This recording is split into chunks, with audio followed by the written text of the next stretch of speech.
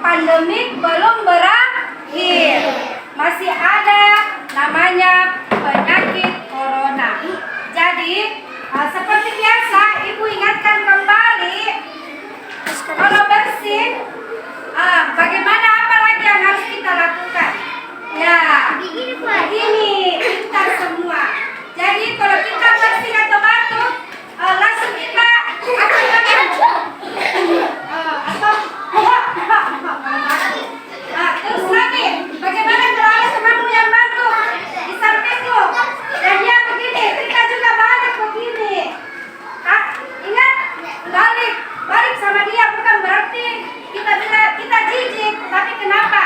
Untuk menghindari kuman dari mulutnya atau lendirnya. Ngerti Maki? Coba semua, Ibu mau peragakan dulu kalau bagaimana kalau kita lagi bersih atau batuk. Terus iya bisa. Kalau ada teman kita yang bersih atau batuk, kita harus bagaimana? Balik.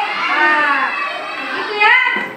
Jadi satu lagi, kalau ada yang batuk atau apa flu, tapi tetap ke sekolah karena berasa badan kuat, ingat untuk selalu membawa sapu tangan.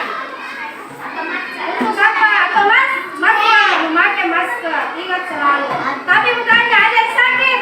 Tidak ada. Alhamdulillah. Kita masih sehat. Jadi sebelum kita akhiri pelajaran kita,